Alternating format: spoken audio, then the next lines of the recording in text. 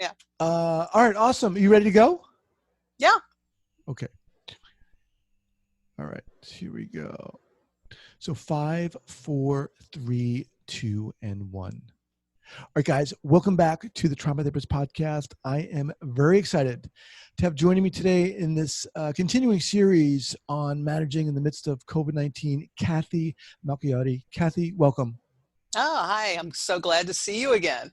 All right. So Cathy is a leading international expert, writer, and educator in the fields of art therapy, expressive arts therapy, trauma, and arts in healthcare. She's a psychologist, a board-certified and licensed professional art therapist, registered expressive arts therapist, and licensed professional clinical counselor. She's had over 30 years of experience in education in trauma intervention and disaster relief and integrative approaches to health.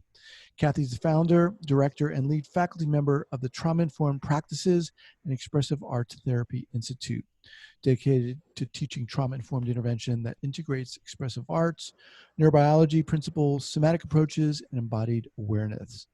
Cathy's most recent book is titled Trauma and Expressive Arts Therapy, Brain, Body, and Imagination in the Healing Process. Yes, please. Yes. Seems very Welcome timely back. right now. Yeah. Oh my gosh. Look, you know, when in the process of putting this together, people's names come up about who people want to talk to. Your name obviously comes up. And I want to ask you a question, and I'm not trying to be flippant, but what do you what's going on? What's going on? What happened? How did Globally, we get here? how is this impacting us, do you think, globally, collectively? Well, this is the first thing. And I've been thinking about this over the last 10 days. I actually was in New York City from March 9th to the 13th. So I experienced an escalation, so to speak, in what was happening. The virus was coming on board. There was fear of contagion. And by the time I left on the 13th, it was the fear level and anxiety level was quite escalated. So that was the first thing I was thinking about, because in our past work with mass traumas, like we all have as clinicians and practitioners, we've dealt with events that happen and they're bad. Okay, so Hurricane Katrina, very bad. And there was aftermath to that, but there was a beginning and an ending within a certain amount of time. There may have been work to do after the event. 9/11 happened, bang. We were all afraid something else might happen, but that was this event and the attacks on the Pentagon. School shootings, again, another horrible mass trauma happens. And then we have an aftermath, but it's not going on and on and on. And that week I started to realize, wow, this is going to be quite a different experience. And I had to admit to myself, and I don't know how other practitioners are feeling, what do I know now about how to address this? So I think we have a very unique situation of this rolling tsunami of emotion every day. And some of it's different. Some of it's different for different people, depending on if they've been traumatized in the past. It's different for us as practitioners, feeling that we must get there with the people that we serve and be able to tell them something. And I don't know if we're quite ready. That's kind of where I'm at right now. You know, I think we have some practices that we can lend to the situation, but I think some of the standard things that we've said in the past are not as applicable to this as the other mass traumas we've experienced over the last 20 years. Such as what? Well, one thing I hear a lot is how to fill your time with new activities. And that's good advice, but a lot of people, their schedule has been disrupted, and there's a loss there that we need to address first about what kinds of things they were doing. You know, I'll just give an example that's personal. My husband's a scientist and he runs a lab, and he really likes that job. It's a part-time job because he's semi-retired, but it created this thing in his life that he looked forward to every day. So it was part of his schedule. To say to somebody like that, and okay, so I'm an expressive arts therapist to say, well, this might be a good time to learn guitar, or do this other kind of thing. He Mm-hmm. has to experience, and he's doing well with it, what to put in place of that being, from his background and the satisfaction that he received from that. I see some practitioners who we now have to go on telemedicine, right? We're on in telehealth, telecounseling. They totally were exuberant about, okay, I'm going to see my clients now through this medium. A lot of them are struggling. It's not only the technology itself that they're struggling with, it's this lack of being in the same space, the lack of Mm-hmm. getting up in the morning, having a routine. They go to the place where they work with the clients. So there's a whole process of that, leaving at the end of the day, coming home to your family or, your home. This is a thing now that's in the house. It's always present. This is where we do our business. Mm-hmm. The exuberance is starting to wane now. Mm-hmm. There's already 10 days, 2 weeks into this, a Right. lot of struggle. That's a really interesting point, and one which I really haven't heard much about. So, not just the what we're the COVID-19 that everyone's dealing with, but many, if not most people's lives have been changed. Their work lives have been changed. Yeah. Their routines have been changed. And right, a lot of people are like, okay, well, let's do this and let's do that and let's do that. Well, what about what has been lost? Mm-hmm. Those holes you're talking about, grieving for those. So what is missing? What needs to be?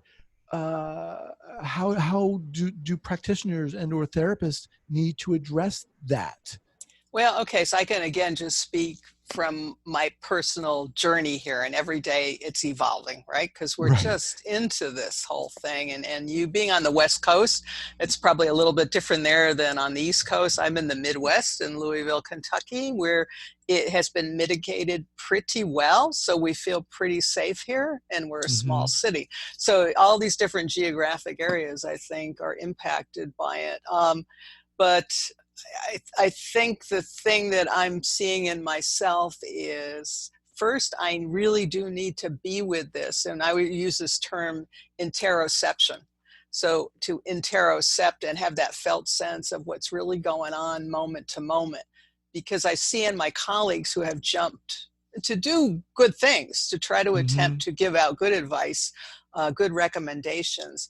I don't see that they've taken that time yet. And I think now it's hitting them. They're feeling like, wow, what this feels like, how maybe I feel a little more out of control, or I have a sadness or a fear. I see now in a few of my colleagues who, and some of them are great practitioners, but this has layered trauma on them, multi-layered trauma. They're struggling, they're unraveling a little bit. And we almost need to step back and be with that, because it's part of what the people we're working with. We're not that much different, again, right, from our clients in some ways, but we may be more into that idea of interoception and looking in ourselves. So as I've been doing that, I find that now I'm easing up on the anxiety and the fears and some of these other things, and I'm starting to get in touch with what that might be. And I think that's going to be the helpful thing, kind of, to really, it's like, physician, heal yourself. And it's a daily thing too, because this thing keeps evolving. There's hot zones, there's stories that come out. We're hearing about the medical personnel and the suffering and the heroics at the same time that they're involved in. So it's starting to help me a little bit now. I'm almost ready to kind of formulate a few things from my perspective of expressive arts that I feel might be more of a broader menu that's going to start to address there's a lot of diversity in this situation. Again, it's not like we all witnessed the Twin Towers being attacked, right? And we had that image and that fear, like our country's being attacked. It's being attacked again, but this is invisible, and if I was in the same room with you, we know we'd be looking at each other. Are you positive for the coronavirus? It's just the way we're thinking now. We have this different kind of a fear. Yeah, this idea of the therapist or the practitioner's level of self-awareness and willingness to be with what's going on is very interesting to me, because, prior to this event, if you will, COVID-19, we talk a lot about that, the therapist kind of cultivating that inner awareness, that inner work in a sense, and oftentimes there's a fear to do that. But now it's almost it's like pulling people. They have to. There's it's mandatory. It's almost mandatory, or and if they don't, they're going to suffer the consequences. That's very interesting. Yeah. No, I think I could feel that in myself. I started to think, I'm starting to lose my way here. And I don't think it's because I haven't done the work. I've done my trauma work on myself, but I think this has been such an amazingly different situation. And again, I watch colleagues on social media. They're rushing with great exuberance and making films and giving the 4 or 5 tips. I also write for Psychology Today. So when I was writing my monthly column this time, I went to the site to look and see what people were writing about. Everybody had these lists. And I thought, wow, I don't know how to, this was the title of my article, which has gone viral, actually. I think it's really interesting that it has, because I say, truth, I do not know how to reduce your pandemic anxiety. And that subtitle, I have no psychological vaccine for this one. And then really just put that out there, that I really feel like my colleagues, I'm so impressed that they're putting themselves out there, but I'm not quite sure what it is I could tell you in a list of 5 things that's going to make things stable for you right now. So actually what was really funny about this, I was promoted on Psychology Today to expert on anxiety for confessing that I don't know how to address this anxiety. But I think starting from that point, I felt so relieved, like, okay, now I can start to learn, and I think I can be more helpful now. I feel very optimistic about that today, actually. Feel, that by finding that I think we all have to find that place, because again, we're not that much different, I don't think, from our clients in this crisis, except, for our individuals that we see that have had a lot of pre-existing trauma. But that's also interesting too, because most people who have had trauma, and especially interpersonal violence, they have felt trapped. And I think this is a real commonality right now, because we're all feeling trapped in this one. We're told to isolate. We're told to stay at home. We're told to do all these physical distancing. There's many, many rules. And they've lived under a lot of self-imposed rules, and also ways of keeping themselves safe and isolated from harm. So we're getting in touch also with another layer of what we've experienced as practitioners with people who have traumatic stress. So that I find fascinating, to have that lesson. Yeah. Why do you think that particular article went viral? You kind of confessing, I don't know how to cure your anxiety, but there's something freeing in that, right? There's something like you're just being real with someone. To me, I like that. But what's your take on that?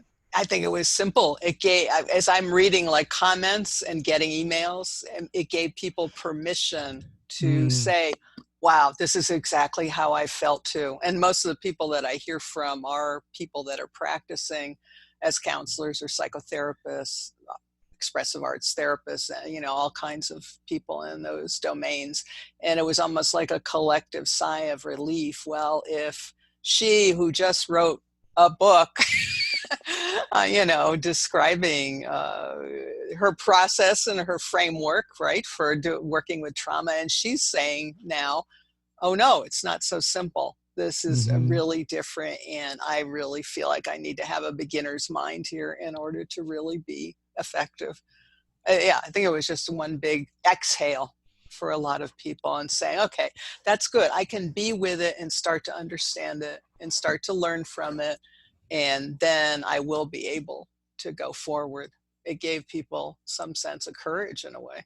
So Right. that was fascinating to me because it was personal process, I have to say. It was just like, I need to say this because I can't come up with those 5 things I think will make you feel better in this moment. Right. But Yeah. for me, there's something just very real and raw about expressing one's personal process, especially Yeah. within in a context like this, an environment Hmm. like this. People almost, I think, need to hear that. And like you said, it's almost permission Hmm. to exhale. Hmm. Yeah, and I think even, on some of the social media sites I have where I post things for on our trauma informed practice site on Facebook that has 160,000 followers. So they're not all practitioners. There are a lot of people that are survivors, are current clients, or have, recovered from trauma but are following the literature. They also were relieved to see a practitioner say, hey, this is a hard one, and I'm going to Hmm. work at it, but this is where I'm at. This is really different. We're in a very different place, and we need to really look at like what is going to be helpful from a very unique perspective of each person, because it is such a multi-layered narrative going on, and we're just learning like what is it. We're in the middle of it. We're not even in the middle of it. We're coming Right. to these so-called apex of Yeah. a lot of bad news, and so we have that expectation. So Hmm. how can we see past that but also be with it in the moment? All right, guys, just quickly, I want to thank Sensorimotor Psychotherapy Institute for being a sponsor on this podcast. Do you struggle to help numb, disconnected clients who can't feel emotion or explore inner experience? Learn a comprehensive approach to conceptualize your client's concerns. As someone who's gone through the level 1 and level 2 trainings of sensorimotor psychotherapy training, I can really speak to the power of this training.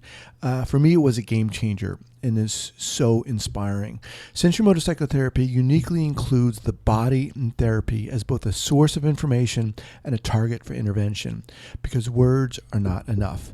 Go beyond theories and gain practical ways to open a new dimension for effective therapy.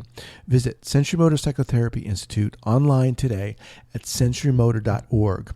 That's sensorimotor.org. What's been helpful for you personally, Cathy? um, well, I have a usual practice. I have to admit I'd struggled on some days with it, but I do movement quite a bit and singing.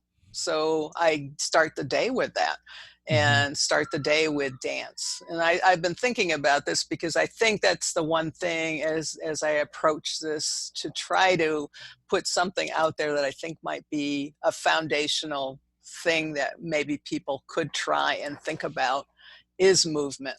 And it won't be the same for everybody in this case. My movement is very exuberant. I Mm-hmm. want to pull out kind of this physicality that empowers. So I dance to things like Uptown Funk, Mm-hmm. that happens in this room, Uh-huh. and just blast that kind of music, blame it on the boogie. I mean, those kinds of things.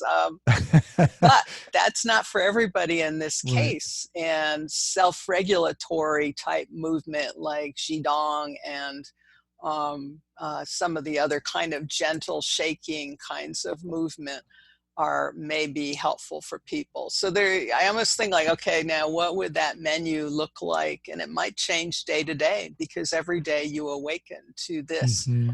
again, this rolling tsunami of emotion, where some days we wake up and we think like, okay, I feel like I need to chill out. I need to calm my body. And other days you may feel that you need some kind of more physically empowering kind of fun play type thing. Mm-hmm. Yeah. So, but that and singing, and I don't sing well, I sing okay, but singing brings breath into your body in a very natural way. And yeah, and I think that kind of thing is really helpful for me right now. And also I'm doing a pandemic diary, and every day it's quite different. I think I'm going to Mm-hmm. write about a certain topic for several days, but then something else comes up. I notice something in myself, or a story from the past comes up that's related to trauma, and I'm seeing kind of the juxtaposition of things. Yeah. So some days it's personal about me. Some days it's about what I'm seeing in my colleagues. and, some of the unraveling that's going on there. And then sometimes it's about, what the clients are dealing with. Yeah. So all that. So the writing. So, I break this down into 4 areas in the book, which I think now to me are really helpful in this particular situation. And they fall into 4 practices. One is movement. Another is sound, which also includes music or making music. It could be drumming or any type of thing like that, or listening, right? Because that can be helpful. The third is storytelling. So that can be making images. So if you make art images or write, creative writing, or even enact something, enact a story in some way through gesture and so like play acting, improv.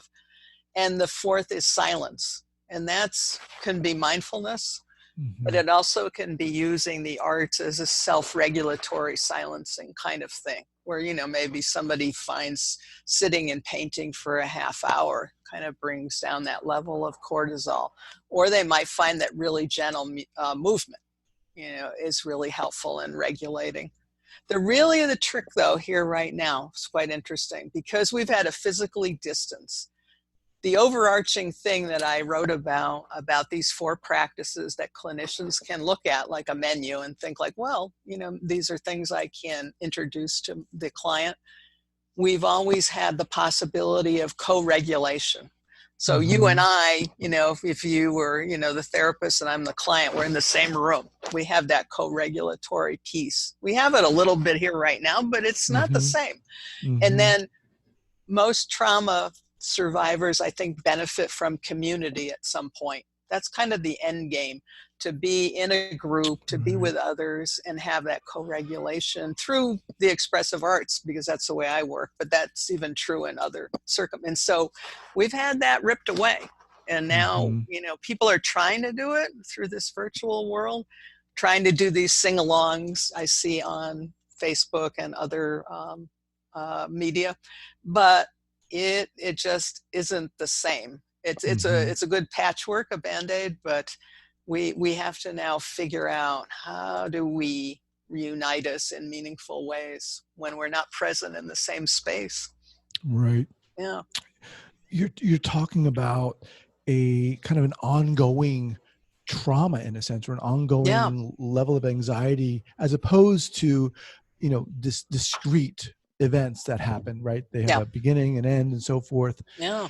And waking up each day and, feeling what some days I feel like, okay, I got this, right? And then the next day I feel like, oh boy, I'm having that thought again.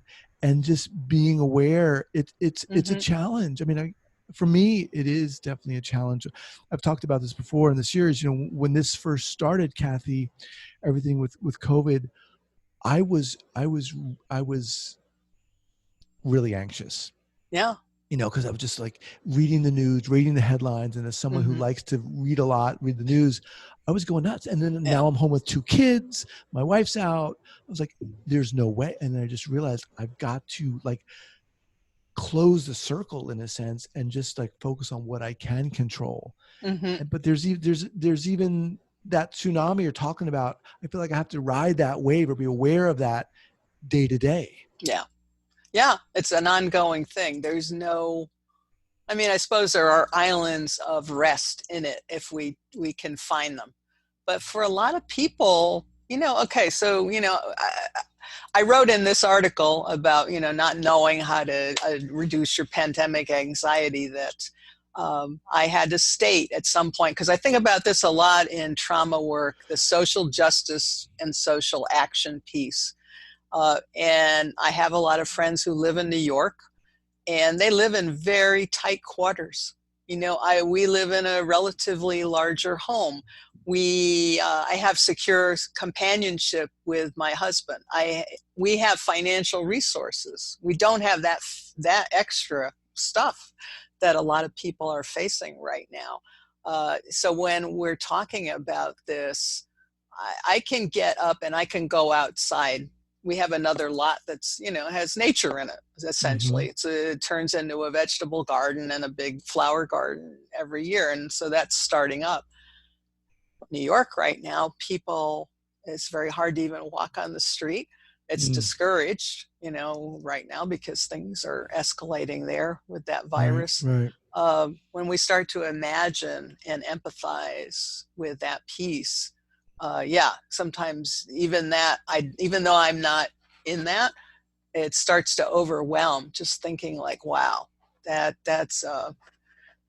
to me is so many layers more of confinement and Mm-hmm. not being able to engage in these things that people are recommending, again, about, okay, if you live in a 2-room apartment or a 1-room in Manhattan and you have other people in there, to say now you're all going to live together and nobody's going to go out of the room, and you're going to establish a structure for your day and a routine that you're going to be able to keep if you have a 3-year-old, or a couple of kids that are in elementary school that you now have to homeschool, and that you're going to walk out in nature and take a bicycle ride. I hear these things from very well-meaning practitioners, and I'm thinking like, whoa, this is not what's happening. Mm-hmm. I'm lucky that I can go there. So if I get up, like you say, in the morning and you feel like, oh, this is not going to be a good one, I can go out in the backyard and breathe, and I Mm-hmm. can walk down the street at 6 feet away from other people, because our neighborhood's semi-urban, but it has Mm-hmm. trees and has, enough walk space. This isn't the truth for so many people right now. Mm-hmm. Yeah. Yeah. I'm going to ask you a question. What empowers you in these moments? Because I'm interested in hearing this from, other clinicians that I respect. Yeah, I mean that's a really good question, and I think what empowers me is, uh, you know, really focusing on what I can do. Mm-hmm. I can, and really what my purpose is. I mean, I have decided that my purpose here is to model for my kids and my family, Mm-hmm. my 4-year-old, my Mm-hmm. 11-year-old, and work together with my wife to establish a healthy, quasi-sane environment in the Yeah. family. And that means I feel like I have a responsibility to take care of myself, to get as much sleep as I can, really Mm-hmm. just to do the basics and to be okay with that. Mm-hmm. Because for me, the basics, or those fundamental elements, they become very almost illuminated during these times. Yeah. They become very important, and I have control over that. I don't have control over that constant tally of deaths and Yeah. and COVID positives. That's just so anxiety producing for me. Mm-hmm. And believe me, it's not easy all the time, but uh, that's been empowering to me, and to stay away from the news, Mm-hmm. as Yeah. much as I can, and to bring in positivity stuff, and to dance like you're talking about, and to um, play music. Usually when I get up in the morning, I cook breakfast, Mm-hmm. and I would always like click on NPR. Well, no way now can I do that, because it's just constant. It's crazy. Yeah. Yeah. So instead, it's turning on music and uh, kind of being in charge of how I want to feel. Yeah. Well, yeah, I think that's the thing, just to step into the expressive arts again. And I, at this point, I'm still thinking it through about, like people's readiness for certain things. But I want them to be able, ultimately, even in the most terrible moments, to inhabit their body in playful and alive ways that feel Mm-hmm. good. And even if when it's over, you kind of come back to the reality and it's not good, at least you've had that island of play and aliveness, and you've sensed it in your body. So that was one thing when you were talking about that came up. But the other thing I think you said that's really important is like, okay, for your family, you're able to model, and that can be a stress, but it also can be a great joy to think like, okay, I'm modeling to my children, and my partner, what this can be about, and how, we're a strong family unit, and all that. And that just made me remember a moment in New York. So the reason I went to New York was I had a training scheduled And I was thinking, even before getting on that plane on March 9th, that training was on the 12th. I had some other appointments in New York that week. When I got that training on March 12th, I stood in front of that, and most of the people that were registered showed up. That's why I showed up too. They decided to come against all odds. And it was getting very tricky then and very tense. And I was standing there and thinking, I hope no one here knows how afraid I am right now. And I apparently pulled it off, but I felt that thing that you're talking about.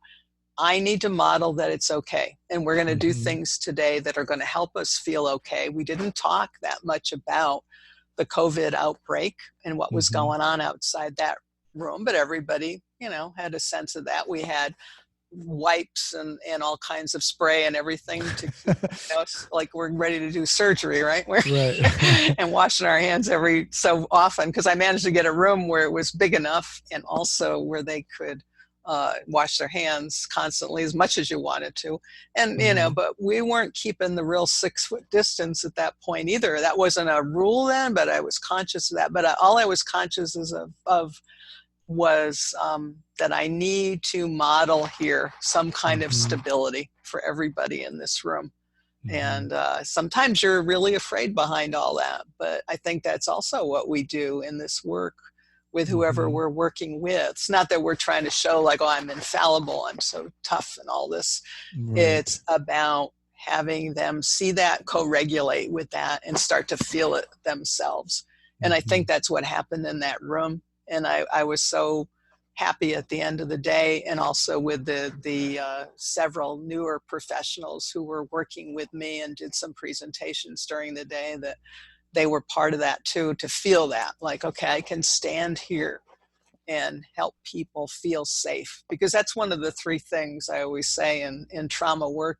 You have to develop the relationship. I mean, that's key as a foundation. But the next 2 things, even if you never get to other things right away, are safety and self-regulation. And those are these 3 foundations. So very conscious of that day. And your persona brings that into the room. So, but in my mind and my body, there was a lot going on. Yeah, you could feel it in the air in New York that week. Feel the escalations, like cortisol was loose everywhere. Yeah. As we kind of wind down here, what would you say to the therapists out there? I mean, with the understanding that, you're not going to be curing anyone or helping anyone's pandemic anxiety, but what would you say to them, to those therapists maybe who don't know what to do or whatever, maybe think they have things under control or don't have things under control? So in a session or just in a general sense? In a general sense, as we sit here, as this stuff is going on, as people are working via Zoom and so forth. Well, I'd say, you really have to get in touch with what you're feeling in your body. And sometimes that requires just standing up and moving and thinking about each part of it and what's going on with it. And sometimes actually I have supervisees start with something about, okay, whatever is the worry today that you're bringing into the session, or, just in our session working with each other, can you just, with color, shapes, lines, put that on a piece of paper for me? And even sometimes I give them a body outline. Where can you place that? Where is it happening in your body? Is it all over your body, or is it just in your head? Or is it in your gut? Is it in your heart? You feel like chest strain? Or does it feel like it's outside everywhere? So what does that look like? And then from there, maybe do some gestural work and some movement to really find out, where that is, where's that located. And I often end with writing, because writing's the higher function. Again, that's the storytelling. You have to think about all those areas in order to get in touch with what's going on with yourself. What's the sensory, what's the emotion or affective type feeling that's going on, and what is the narrative at some point? How do you tell that as the story?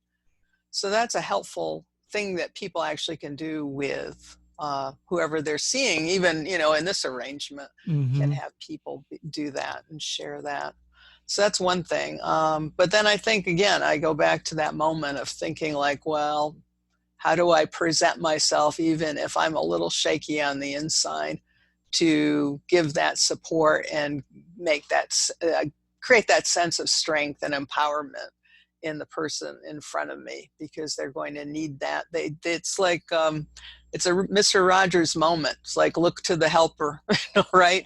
So the helper is responsible for that piece, and hopefully we have it when we come into the room or come into this virtual space to relate to that person.